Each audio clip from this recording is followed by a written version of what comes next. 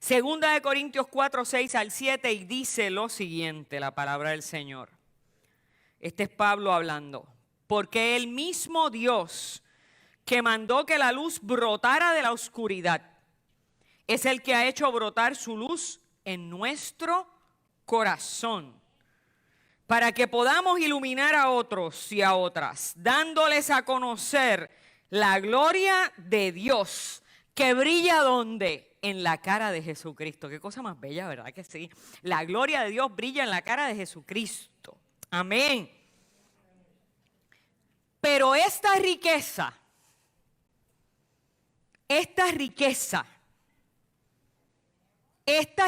que Dios nos ha dado, este conocimiento, este evangelio, esta gloria de Dios en Jesucristo, la tenemos en nuestro cuerpo,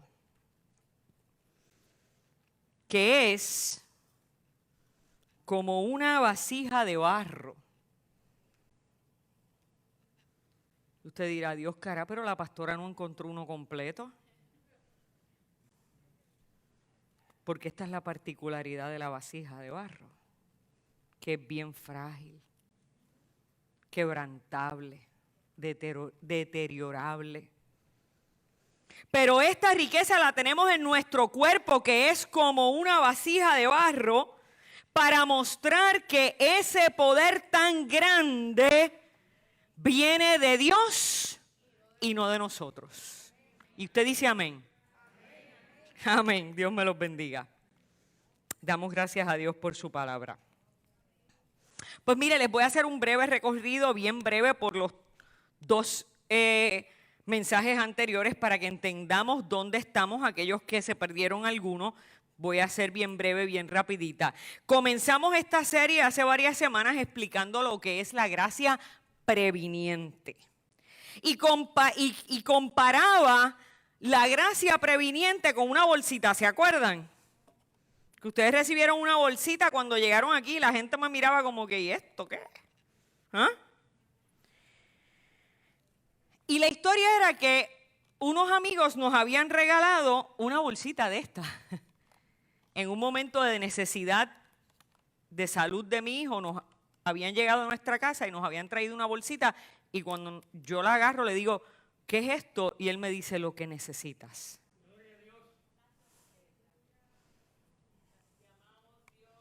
Y aprendimos que la gracia previniente es todo lo que necesitamos y más de lo que merecemos. Y ese día precisamente era día de Santa Cena.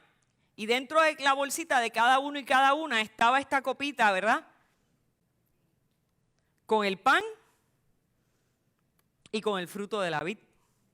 ¿Qué es todo lo que nosotros necesitamos? Todo lo que necesitamos está aquí. Todo lo que necesitamos está en el cuerpo de Cristo. Todo lo que necesitamos está dado por nosotros, ¿verdad?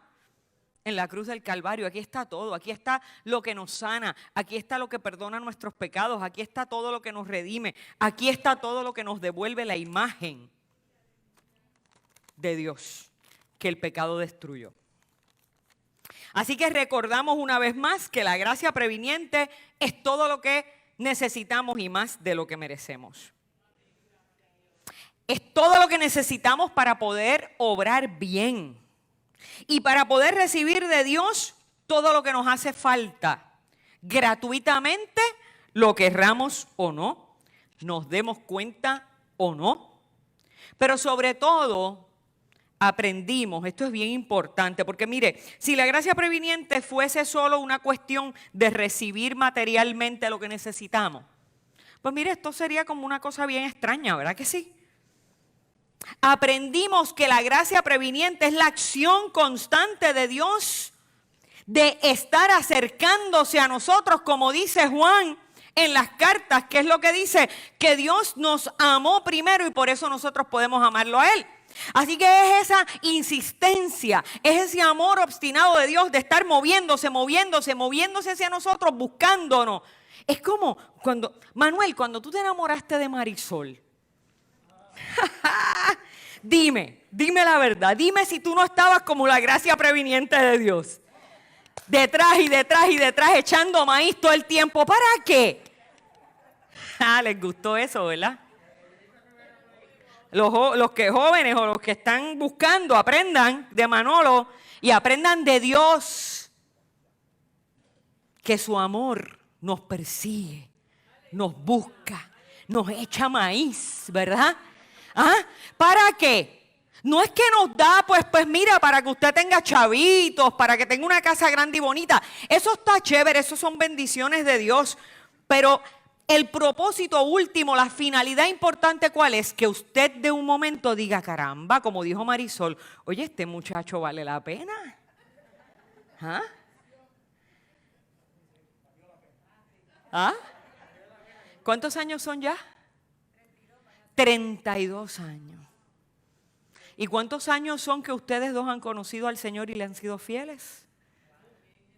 Más de 32. ¿Vieron? Eso es gracia previniente. Es la insistencia de Dios. Es la insistencia de Dios para que un día nosotros hagamos así y digamos, caramba, fíjate, vale la pena. ¿Ah? Y podamos responderle a Él afirmativamente. Y la semana pasada ustedes pensaron que yo iba a embaratar el púlpito. Digan la verdad. Cuando me vieron con el martillo, mire, usted no sabe los vacilones y las cosas que la gente me ha dicho por texto y por teléfono. Ay, Dios mío, yo pensaba que ibas a embaratar el púlpito ese de cristal y ay, esta se volvió loca. Se le va a romper. ¿Cómo es posible que esté dándole a algo con un martillo encima de mesas de cristal? ¿Y sabe qué? Un poco mi locura tenía que ver con crear en ustedes la conciencia de la violencia que hace el pecado en nuestra vida. Usted es así de frágil, como esta mesita de cristal, como este vaso. Y cuando usted se expone al pecado, esa es la violencia que hace el pecado en su vida.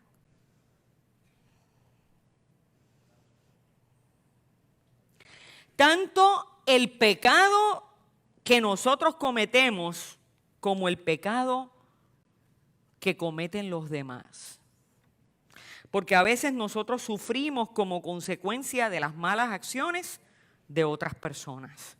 De hecho, sufrimos del pecado original. ¿De qué? De la decisión voluntaria de Adán y Eva de pecar que nos trajo ¿qué? Una consecuencia que ha durado por toda la existencia humana. Pero si importante es la imagen de la vasija hecha a pedazos que vimos la semana pasada, más importante fue aprender que Dios a través de su gracia salvadora une por la sangre de Cristo los pedazos rotos de nuestra vida y nos hace hombres y mujeres como nuevos. Y se acuerdan que vimos la vasija japonesa de Kintsukuroi y qué decía la historia, que entonces el artesano toma todos esos pedazos y los va uniendo y ¿qué hace? Pues mire, aquí si yo voy intentándolo, algo va a pasar, que algo se quedó, que algo falta, que algo se cayó, y entonces en este proceso, que yo creo que es más o menos como así, hay que buscar con qué remendarlo, hay que buscar con qué repararlo, hay que buscar cómo llenar los huequitos, los gaps que hay de todos los pedacitos que ya se perdieron. Y se acuerdan que hablábamos de que Dios ¿qué? Dios se encarga de eso.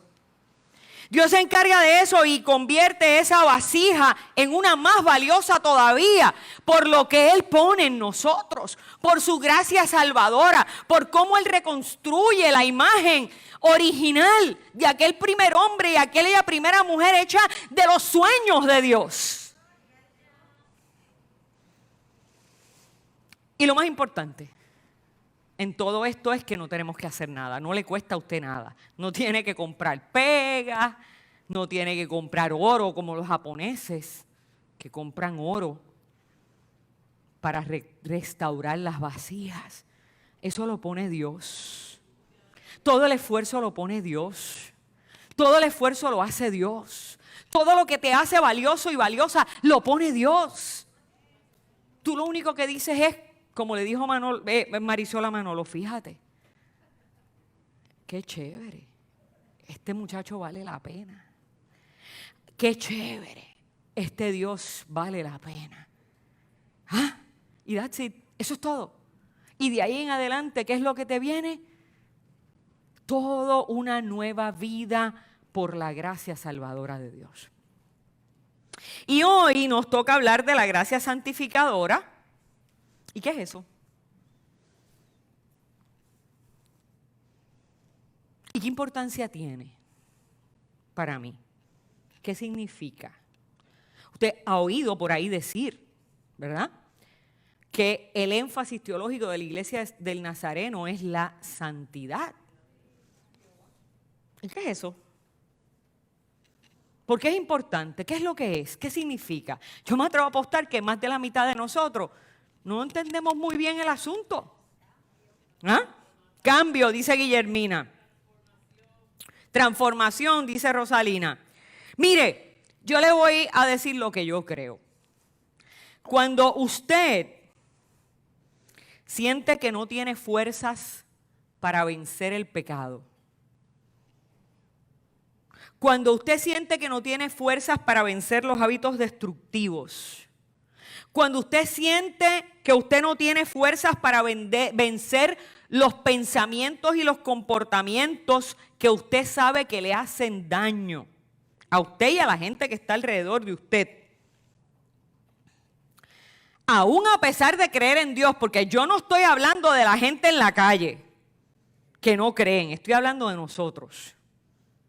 Y usted va a decir, ay pastora, pero es que por ahí decían que cuando uno acepta al Señor y recibe la gracia salvadora, ya uno no peca más. Sí, Pepe. Todos los días luchamos.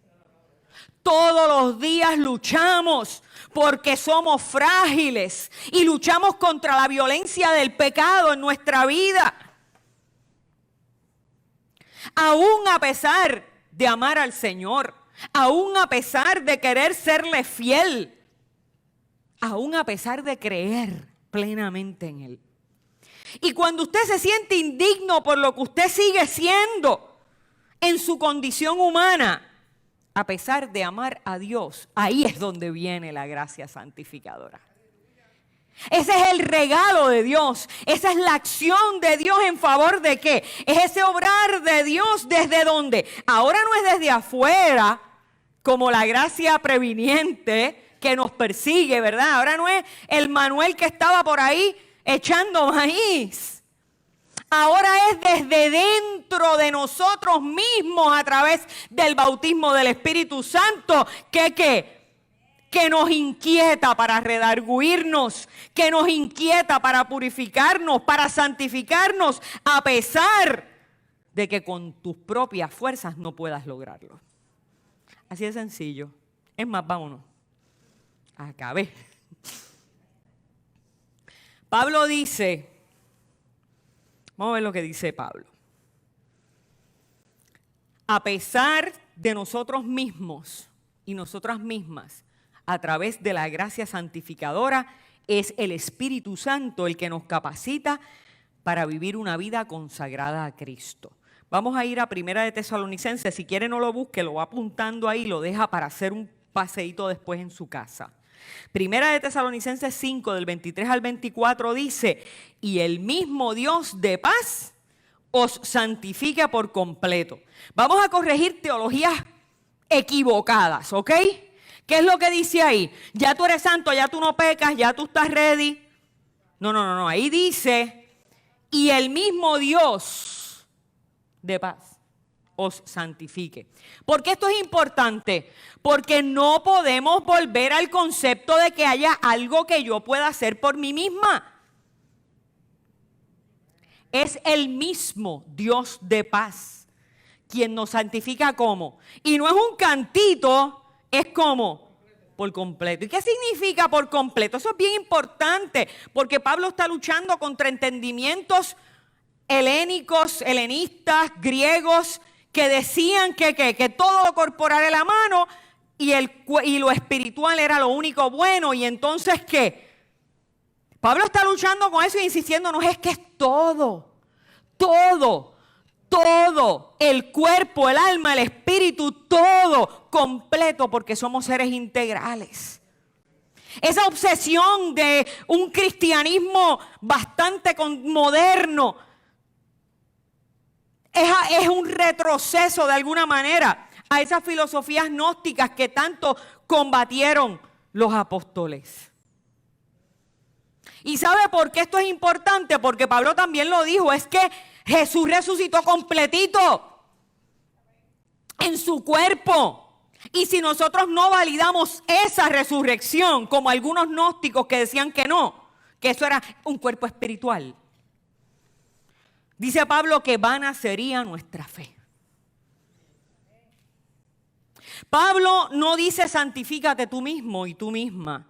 Pablo sabía que la santidad no la alcanzamos por nuestros propios medios. Es un misterio. Es un misterio. Es una acción gratuita de Dios en nuestra vida. Aquellos que hemos respondido a su acercamiento a través de la gracia previniente y salvadora, ahora contamos con una presencia y una acción gratuita de Dios para mantenernos en un camino de santidad. Y oiga lo que continúa diciendo. Ese mismo verso 23 tiene un verso B. Y todo vuestro ser, todo, y él los enumera, y él enumera la fórmula griega, no la hebrea. La fórmula hebrea es cuerpo y espíritu. Cuerpo contiene todo lo que nosotros somos, y espíritu es, ¿qué? El espíritu de Dios en nosotros, que regresa a Dios, es de Dios, no tiene nada que ver con usted. Y en el cuerpo para los hebreos estaba todo. Cuando los hebreos hablan de nefesh, hablan del corazón, habla de que de donde brotan nuestras emociones y todo ese tipo de cosas y nuestras decisiones éticas y morales. Y Pablo sabe a quién le está hablando. Él no le está hablando a los judíos. Él está hablando a los griegos, él está hablando a los gentiles. Por eso le usa la fórmula griega que es cuerpo, alma y espíritu. Y para los que no saben lo que es el alma, es el asiento del espíritu. ¿Y por qué tiene que existir un asiento, un lugar donde el espíritu se siente? Porque si este cuerpo, según los griegos, es tan malo, el espíritu que es tan santo y tan sublime, tiene que tener un lugar más o menos decente donde sentarse. No puede tocar esta carne corruptible, ¿verdad? Así que los griegos inventan ese concepto, ¿no? Como para que pueda existir en nosotros algo más o menos digno de que el Espíritu de Dios Santo se pueda sentar en nosotros. Así que Pablo, usando la fórmula, dice, y todo vuestro ser, espíritu, alma y cuerpo, sea guardado irreprensible, ¿para qué? Para la venida de nuestro Señor Jesucristo. Y mire lo que dice ahora. Esto me encanta. Fiel es el que os llama. Oiga esto. El cual también lo hará. ¿Quién lo hará? ¿Tú? Estás convertido, te comes los nenes crudos. La sangre de Cristo es vida y me limpió de todo pecado. ¿Quién lo hará? Dios. Sigue, me dicen. Lo que Pablo afirma es que la santidad no solo es una obra de Dios en nosotros, sino que no se trata de que lo único que alcanza la santidad es el espíritu y el cuerpo es lo malo, lo corruptible, como se decía antes, la tumba del espíritu. Y eso era un concepto bien interesante porque era como que esta es la tumba del espíritu, por lo tanto, ¿qué? Estamos esperando morirnos, ¿para qué? Para que nuestro espíritu se pueda liberar de la tumba. Uy, qué feo, ¿verdad? Y usted pues me perdona, pero hay un par de tradiciones cristianas por ahí que piensan que el cuerpo es la tumba. Y que se latigan y que hablan de, ¿verdad? De que hay que encubrirlo y hay que taparlo y hay que hacerlo sufrir y mientras más sufro más santo soy. Eso no es lo que dice el texto. Cuando Dios ve nuestras luchas, cuando Dios ve nuestro deseo de serle fiel, cuando Dios ve nuestro deseo de agradarle, su gracia santificadora interviene para que, a pesar de que somos un vaso frágil, a pesar de que somos un vaso vulnerable, a pesar de que estamos inclinados e inclinadas al pecado por nuestra naturaleza, podemos alcanzar parecernos cada vez más a Cristo. ¿Cómo es posible? ¿Cómo es posible en la lógica humana que nosotros creamos que podemos parecernos a Cristo? Es que eso es una locura. Para empezar, el texto bíblico dice que Él nunca, que se pareció a nosotros en todo. ¿Menos en qué? En el pecado. Y estuvo tentado. Entonces es un misterio. Mire, ¿sabe qué? No insista en probar ciertas cosas de la dimensión sagrada. Hay cosas que son un misterio. Se acabó. Acéptelo como un misterio, viva la experiencia y yo le voy a garantizar a usted que cuando usted viva la experiencia eso va a cobrar realidad en su vida, aunque usted no lo pueda explicar científicamente. Esta obra es un misterio. La gracia santificadora es el medio y también el remedio, dice nuestro superintendente general en un libro extraordinario que escribió. Dice que la gracia santificadora es el medio y también el remedio para librarnos de todo lo que nos conduce a pecar. Ser santos y ser santas significa reflejar cada día más esa semejanza a Cristo. ¿Y cómo yo reflejo esa semejanza a Cristo? A ver, por favor, regálenle una plantita a mi hijo y a mi esposo también, si hay. Ser santo significa reflejar cada día más la semejanza de Cristo. ¿En cómo? ¿Cómo yo reflejo mi semejanza a Cristo? Vamos a ver. Si ni siquiera sabemos cómo Él se veía. Perdóneme, porque el que le diga que era rubio y tenía el pelo largo está totalmente fuera de contexto. Es más, lo vemos como casi bien alto, como un gringo bello, ¿verdad? O un nórdico, una cosa así.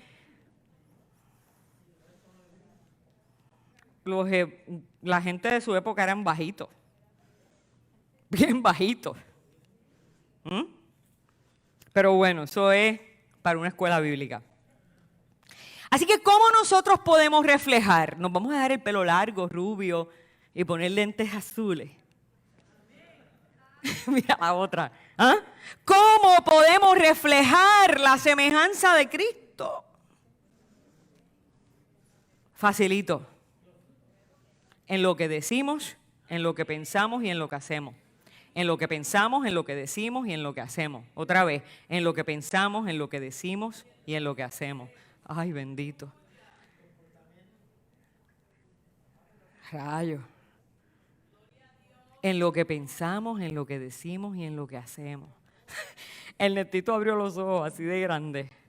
¿Ah? El problema empieza con lo que pensamos. Continúa con lo que decimos y se acaba de dañar con lo que hacemos.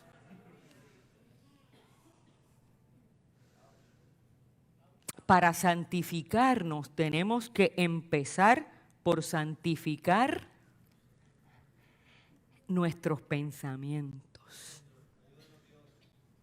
Esto es lo primero. Santiago dice que lo segundo que tenemos que santificar es nuestra lengua. Ay, bendito, que muchas metidas de pata damos con ella. Entonces es bien interesante porque hay gente que vive desde una, ¿verdad?, superioridad espiritual y son los más santos y no pecan, pero quemo el barrio. Empezando por la gente de la iglesia. ¿Reflejo a Cristo? Puedo llevar 60 años en el Evangelio y no reflejo a Cristo. Así que empezamos por los pensamientos y eso es bien importante. Yo creo que es de lo más importante porque la palabra dice que de la abundancia del corazón hable tu boca, ¿verdad? ¿Y por qué es importante empezar con los pensamientos? Porque los pensamientos nadie los ve. Entonces nosotros, como nadie los ve, podemos pensar de todo. Entonces, cuando usted le abre la puerta a sus pensamientos a pensar cualquier cosa, ¿qué es lo que usted empieza a hacer? Usted se empieza a complicar, porque tarde que temprano esa abundancia de pensamientos negativos van a terminar saliendo por algún lado, o por dónde, o por la lengua, o por sus actos. Así que para que sus actos reflejen a Cristo, primero usted tiene que resolver el problema de sus pensamientos. Y como los pensamientos son tan privados, y como Dios es tan chulo, que no está detrás de nosotros gritándonos, ¡ey, no pienses en eso! Esa parte se la tiene que controlar usted mismo y usted misma. Ese es su libre albedrío. Cuando sus pensamientos lo traicionen, cállelos y dígale al Espíritu, Espíritu de Dios, redargúyeme. Espíritu de Dios, fortaléceme. Espíritu de Dios, limpia mi mente para que esto no salga de aquí, por aquí y aquí. Así que, ¿sabe qué? Aunque la gracia santificadora es gratis, también nosotros tenemos que, ¿verdad? Que quererla, que poner de nuestra parte para que Dios nos fortalezca. Mire, Pablo, y es tan extraordinario porque Pablo era tan vulnerable. A mí me encanta el modelo, déjame ser más clara. Yo tengo mis issues con Pablo. Pablo era terrible. Pero entonces se me quitan cuando pienso que era tan real, él era tan él. Él era tan genuino. Y él era tan terrible, pero a la misma vez era vulnerable. Y no pretendía ser lo que no era. De hecho, a veces se ponía bien, ¿verdad? Bien arrogantito en el sentido, yo soy tan apóstol como tú. Pero otras veces decía lo que dice, vuelvo a decirles que escriban, que anoten y lo lean con más calma después en su casa, Romanos 7. Esto es una cosa espectacular, Romanos 7, del 15 al 24. Mentira, del 15 al 25 y después continuamos el 8 del 1 al 2. ¿Ok? Pablo se quejaba con angustia de quién era, y no nos cabe duda que era santificado. Y mire lo que decía. No entiendo, esto lo decía él, yo lo estoy leyendo, no entiendo el resultado de mis acciones.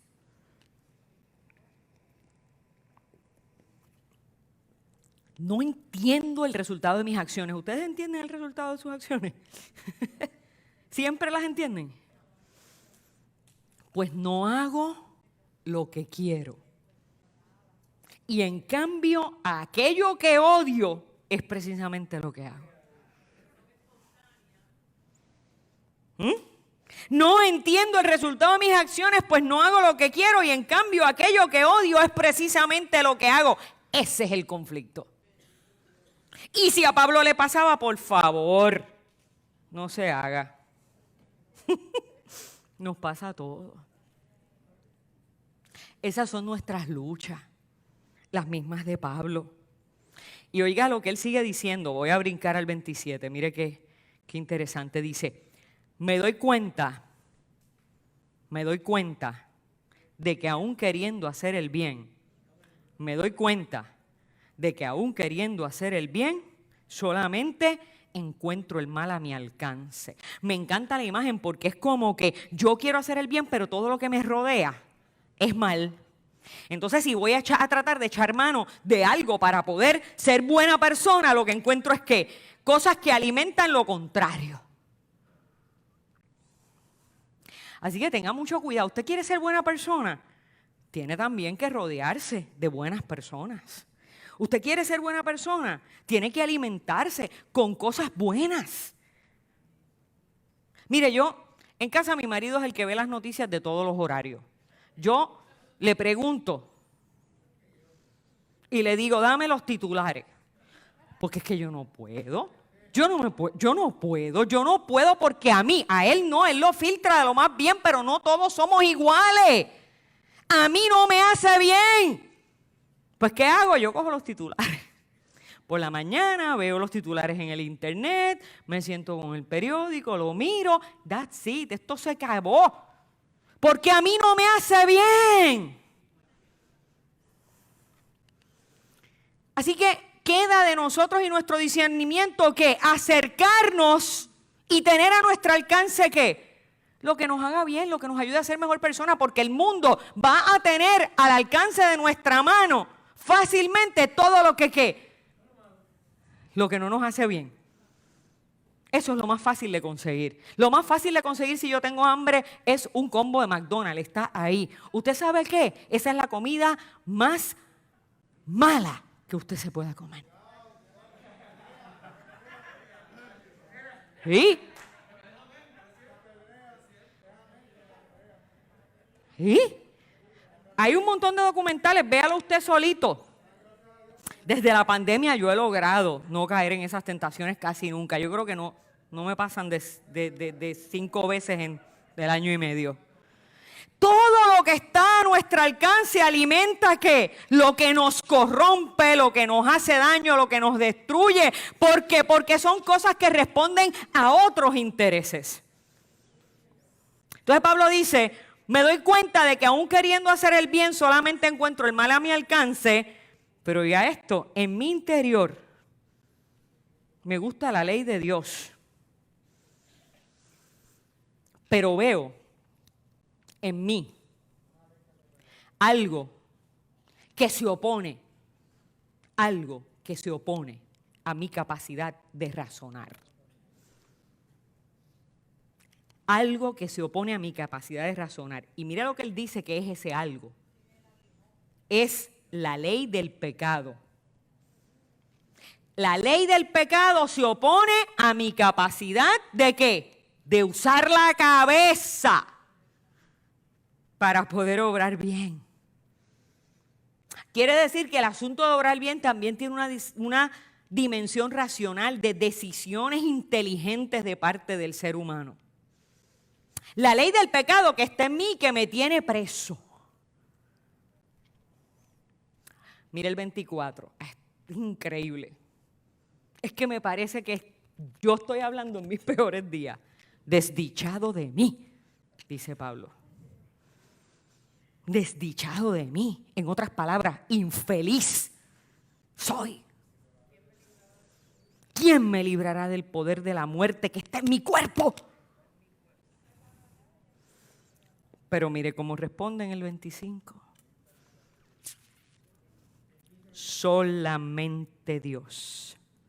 ¿Quién me librará? ¿Quién me librará de mi desdicha? ¿Quién me librará del poder de la muerte? ¿Quién me librará del mal que me persigue? Solamente Dios. Dilo, solamente Dios. Escríbelo en el chat. Solamente Dios. A quien doy gracias por medio de nuestro Señor Jesucristo. Ahora pues, ninguna condenación hay para los que están en Cristo Jesús, los que no andan conforme a la carne, sino conforme al Espíritu, porque la ley del Espíritu de vida en Cristo Jesús me ha librado del pecado y de la muerte. Amén.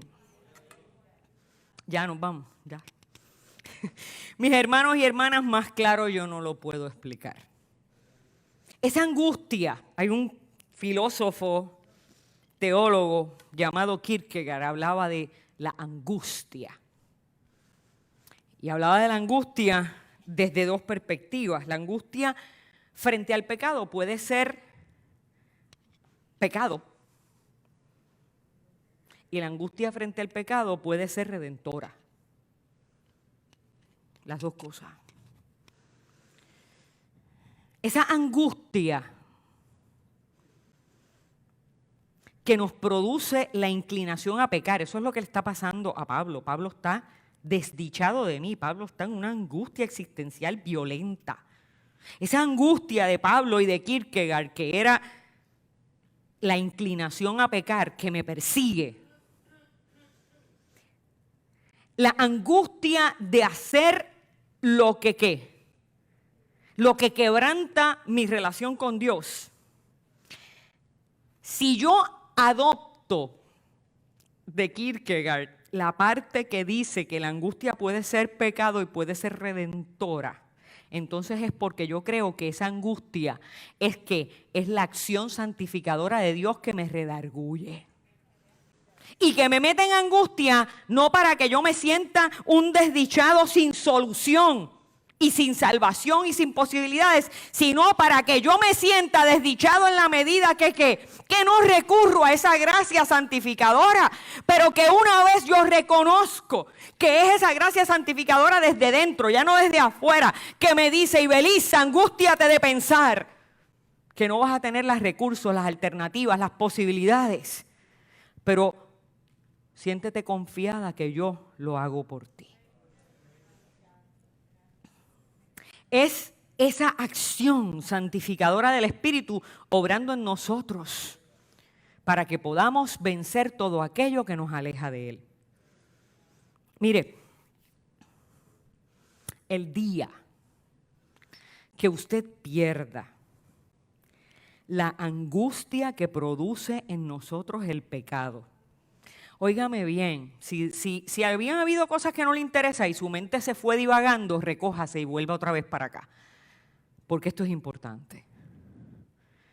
Si algún día usted se da cuenta que usted ha perdido la angustia ante el pecado, que ya no tiene conciencia ante el pecado,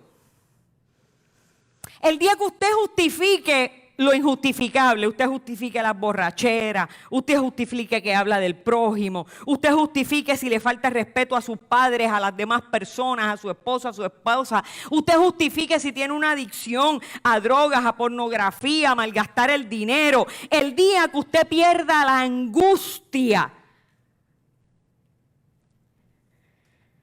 y justifique lo malo y le diga lo malo bueno, óigame bien, el día que usted le diga lo malo bueno, el día que ya no le angustie, preocúpese. Preocúpese y no solo preocúpese, diga como Pablo, ponga las manos en la cabeza y diga: Dios mío, desdichado de mí.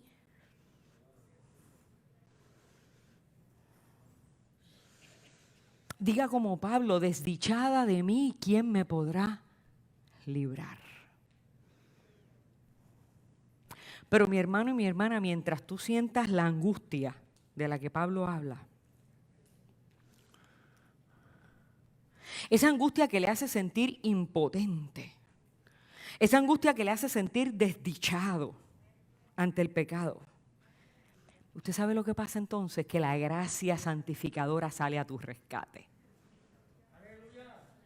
Sale como una acción desmedida de Dios a rescatarte, a hacer lo posible, como también dice Pablo: solamente Dios me librará del poder de la muerte que está en mi cuerpo. Solamente Dios, a quien damos gracias a través de nuestro Señor Jesucristo. Es importante para nosotros entender que esa presencia de Dios en ti y en mí, que nos santifica, que nos libra del poder del pecado y de la muerte, es un tesoro. En esos regalitos que le dieron a ustedes hoy hay un tesoro, una moneda.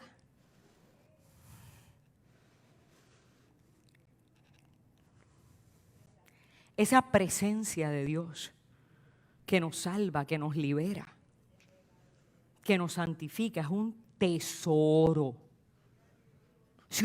Si nosotros le regalamos un tesoro de verdad, más grande que este, ¿ah? ¿Usted lo cuidaría o usted lo desperdiciaría? Este tesoro es lo que a usted le va a dar lo que usted necesita para vencer lo que lo arrastra a la destrucción.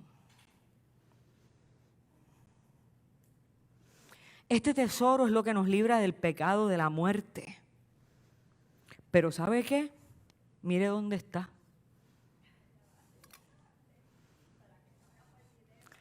Está contenido en una vasija frágil, que se rompe de nada. Mire, esta yo la rompí ahí al frente, en una mesa de madera para que no les diera un ataque a las mujeres aquí. ¿Ah? Y no hice más que hacerle así con el martillo. La toqué, tocadita, ¿verdad que sí, Milagros? Tocadita. Y perdió, por poco se barata completa, mire. ¿Ah? ¿Y dónde está el tesoro? Esto es parte de los misterios increíbles de Dios. Yo no lo haría, usted me perdona, yo no pondría un tesoro aquí. Pasa que gracias a Dios yo no soy Dios.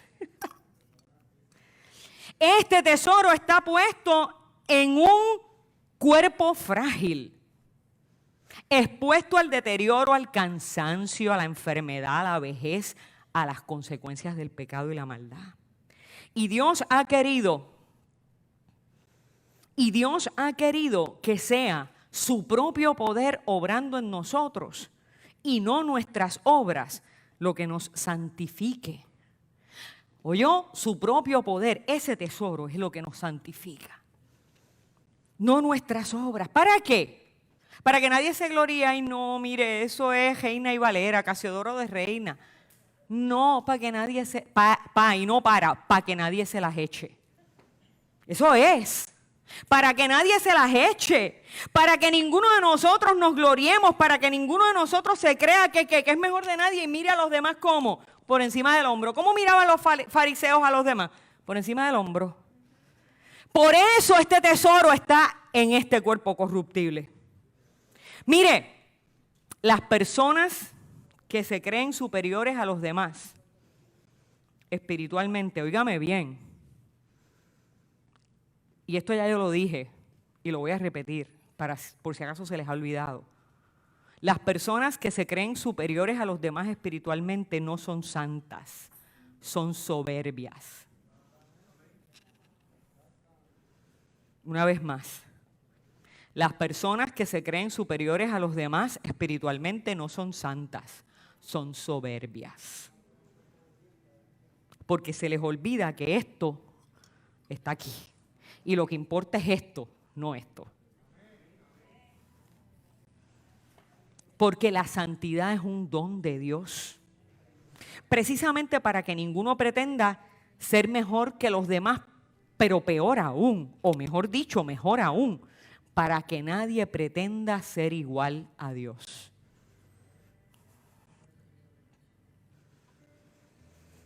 Todos ustedes, los que están en el templo,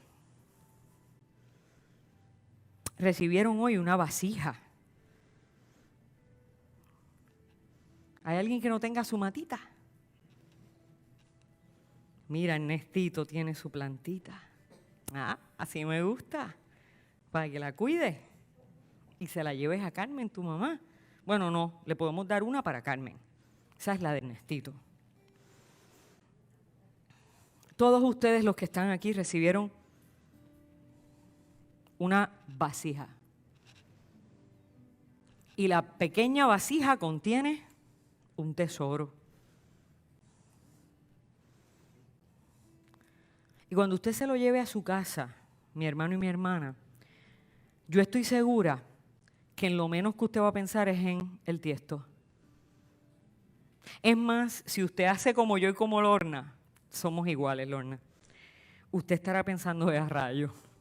Esto se me va a morir, si yo tengo una mano malísima, yo mato hasta los cactus.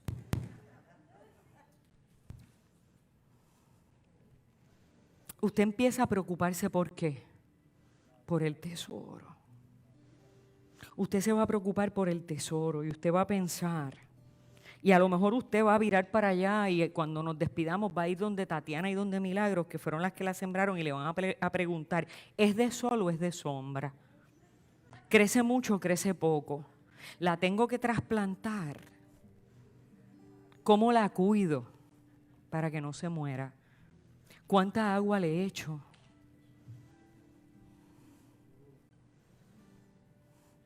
¿Sabe por qué? Porque lo que le da el valor a la vasija es lo que lleva adentro. Lo que le da el valor a la vasija es lo que lleva adentro.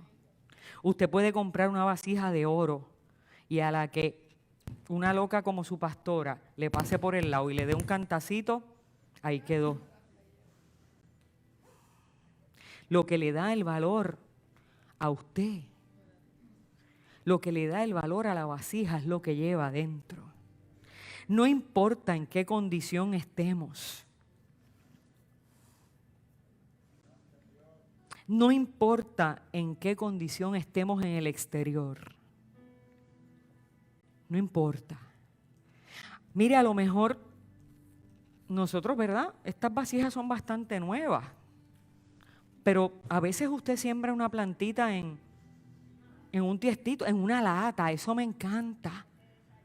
Y la planta se pone hermosa y está en una lata.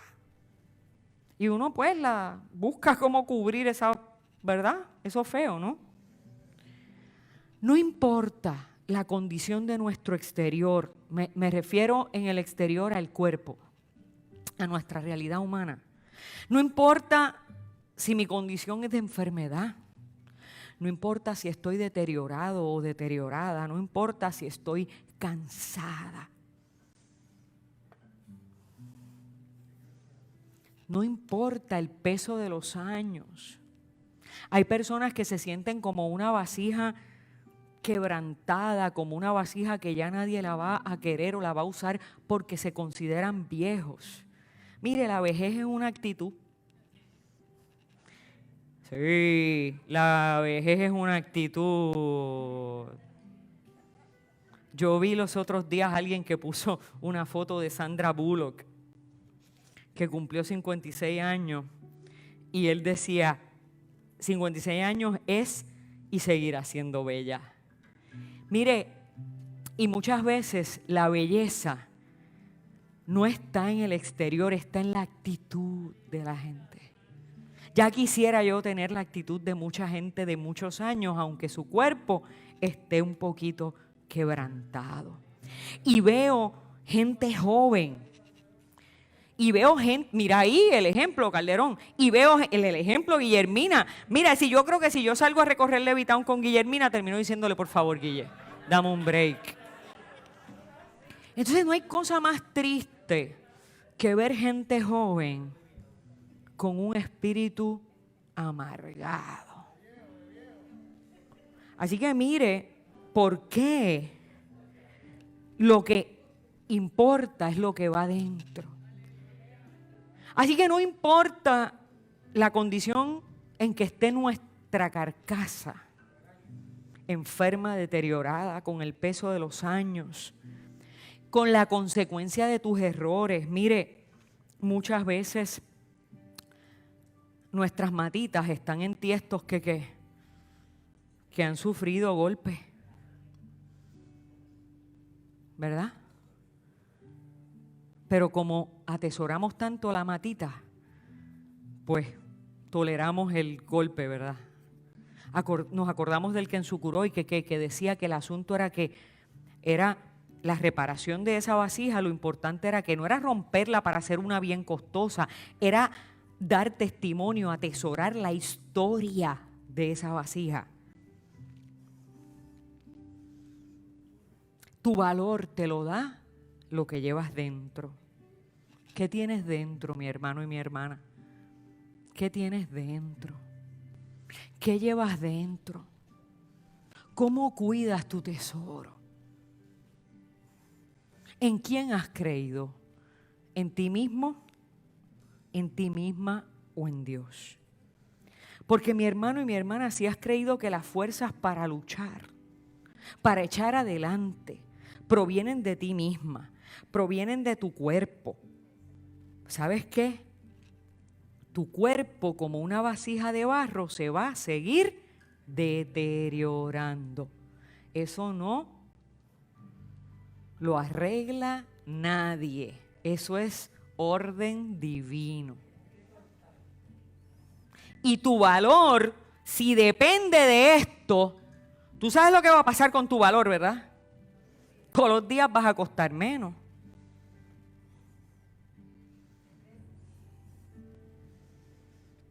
Tu valor va a continuar decayendo. Pero si has creído que dentro de ti hay algo mucho más poderoso, si has creído que dentro de ti Hay algo mucho más valioso y poderoso que ti mismo, que tú misma. Ese misterio del que habla Pablo es el responsable de todo lo bueno, de todo lo noble, de todo lo justo que pueda brotar de ti. Y entonces, y solo entonces, tu valor será incalculable y eterno.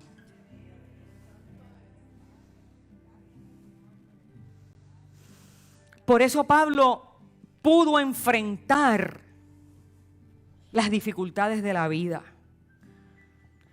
Por eso Pablo pudo enfrentar y no desanimarse.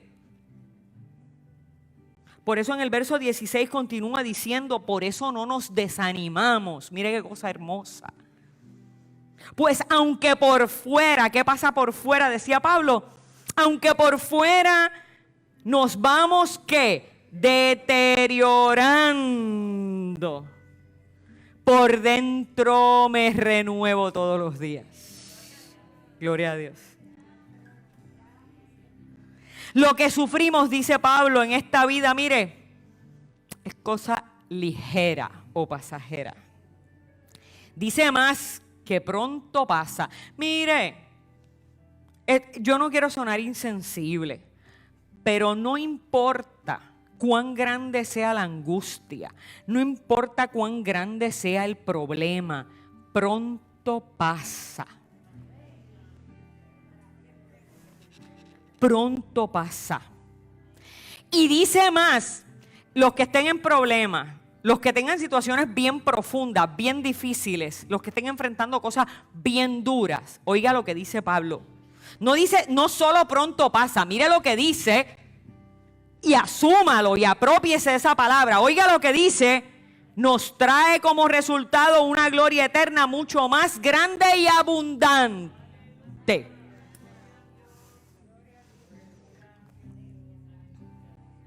¿Y por qué? Él lo explica. O sea, ¿por qué esa cosa? ¿Por qué el sufrimiento me va a traer una gloria más grande? Eso tiene su enganche. Y ahí es donde usted tiene que hacer algo. Porque no nos fijamos en lo que se ve, sino en lo que no se ve. ¿Por qué? Porque usted tiene que cambiar su manera de ver las cosas. Usted, en lugar de ver ¿qué? Lo exterior, lo corporal, en lugar de ver sus propios medios, sus propios esfuerzos, en lugar de usted ver lo que usted tiene y lo que usted posee como ser humano, usted cambió y en vez de verlo de afuera está mirando ¿qué? El tesoro que está dentro. Porque dejamos de ver, dice Pablo, lo de afuera y ahora ¿qué? Y ahora miramos y vemos lo que está dentro. ¿Qué es lo que está dentro? Este tesoro que está en vasos de barro. Cuando tú pones tu mirada donde corresponde, adentro, no en lo exterior, entonces tus sufrimientos, tus angustias, las cosas que te persiguen, las cosas que te hacen sentir triste, las cosas que te hacen sentir que no vas a poder superar este problema, te dan un fruto de gloria. Ya que las cosas que se ven son pasajeras, pero las que no se ven son eternas. Y como les gusta que yo diga esto, lo voy a decir. No lo digo yo. Lo dice el Señor. La vasija se va a seguir deteriorando. Pero a la misma vez que el cuerpo se deteriora a causa del sufrimiento y el pecado, el hombre y la mujer interior santificados continúan su crecimiento espiritual diario. Y ese enorme peso de gloria del que habla Pablo es el resultado del sufrimiento en el cristiano. Es lo que nos permite el gozo, la vitalidad, las ganas de vivir, aún a pesar de que el mundo exterior se nos está cayendo encima. María, el huracán María fue un ejemplo extraordinario de esto. El mundo exterior se nos cayó encima y la energía, la fuerza de este país, de la gente, del pueblo creyente. Porque mire, el gobierno no fue el que más comida regaló. El gobierno no fue el que más hizo. Fue la iglesia en este país. Búsquelo. Los periódicos lo decían todas las semanas. Esa fuerza que emana de nuestro interior es la que nos levanta y nos saca ¿a qué? A restaurar nuestra vida. La fuerza de Dios en nosotros rebasa la capacidad de la vasija. Lo que importa es lo que está en el envase. Ese es tu tesoro.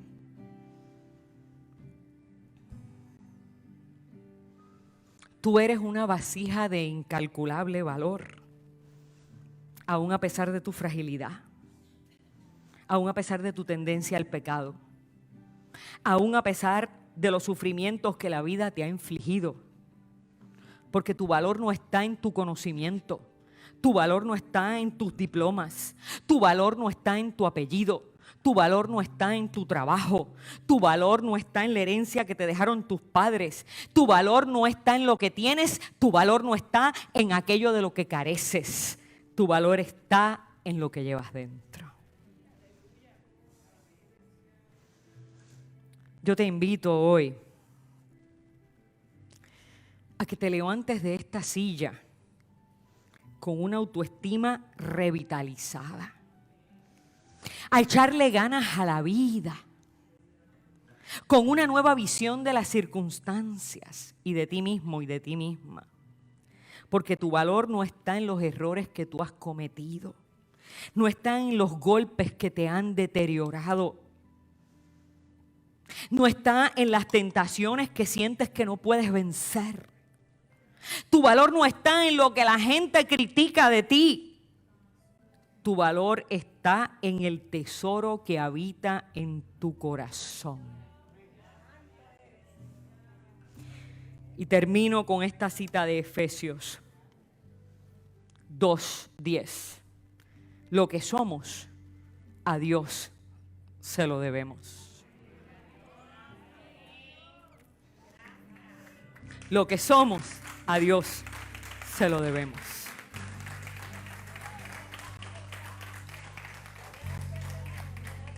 Gloria a Dios. Te invitamos a ponerte en pie, cerrar tus ojos y meditar en esta hermosa alabanza. Todos hemos sido vasijas rotas a los que el Señor ha unido nuevamente y nos ha restaurado.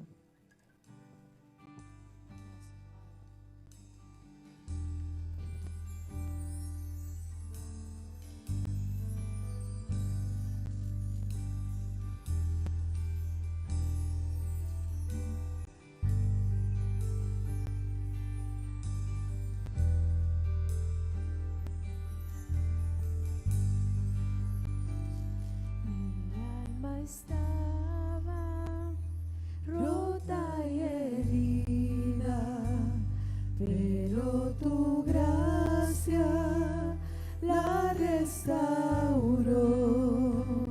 Manos vacías que tú llenaste, soy libre en ti, soy libre en ti. Sublime gracia del Señor, que a un pecador salvó. Fui ciego, mas hoy veo yo, perdido y Él me halló. Ahora puedo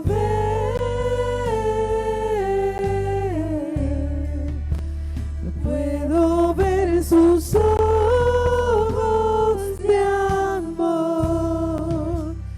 Quebrantado fue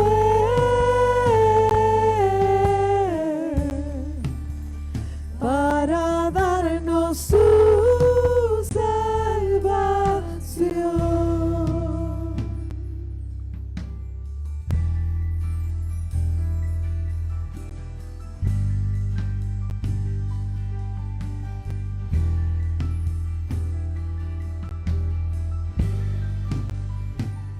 Tú no me juzgas por mis fracasos, tú me aceptas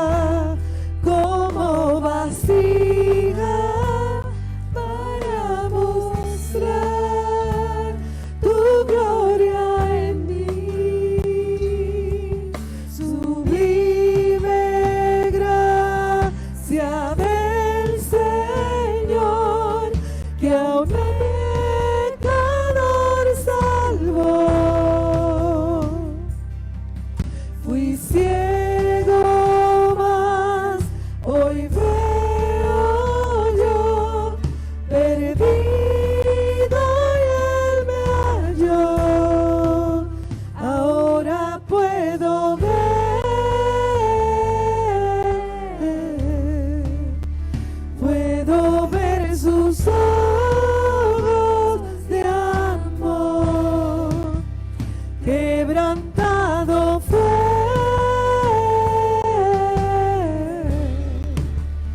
para darnos su salvación.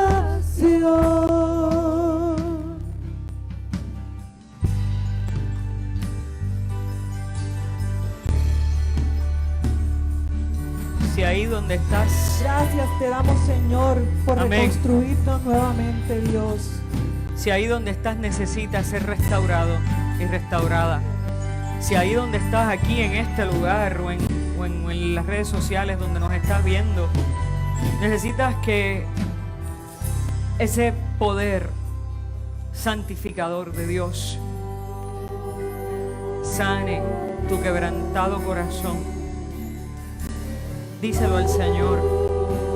Dile: Dios, que tu gracia santificadora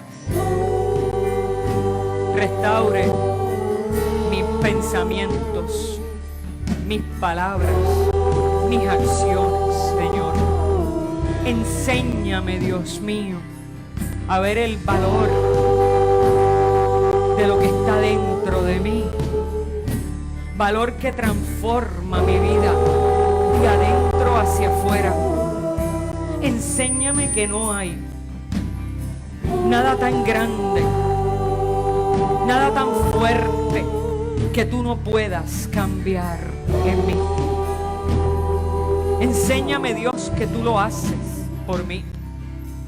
Sublime gracia del Señor, que a un pecador salvó. Fui ciego, mas hoy veo yo, perdido y Él me halló. Sublime gracia del Señor, que a un pecador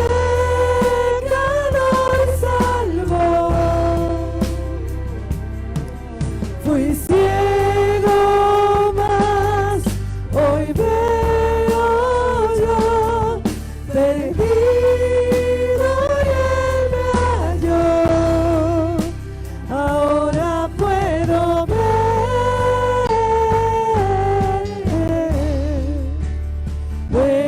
ver sus ojos de amor, quebrantado fue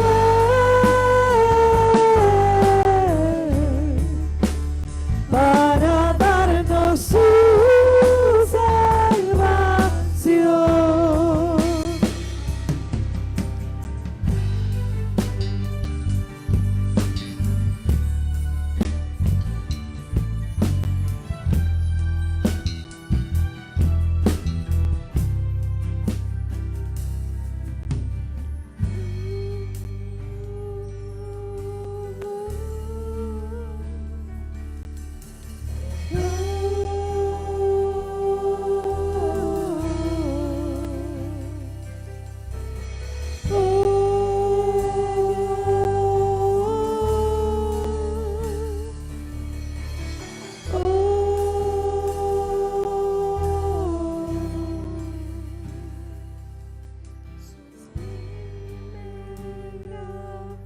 Gracia del Señor, que a un pecador salvó.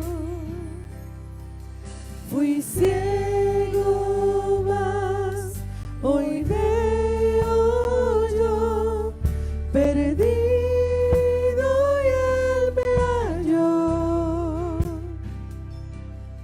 Sublime. Vamos, cántaselo al Señor, vamos, cántelo, cántelo. Olvídese de si canta bonito o feo, vamos, cánteselo al Señor. Fui ciego, Todos cantamos hermoso cuando lo hacemos para alabar al Señor, dígaselo al Señor.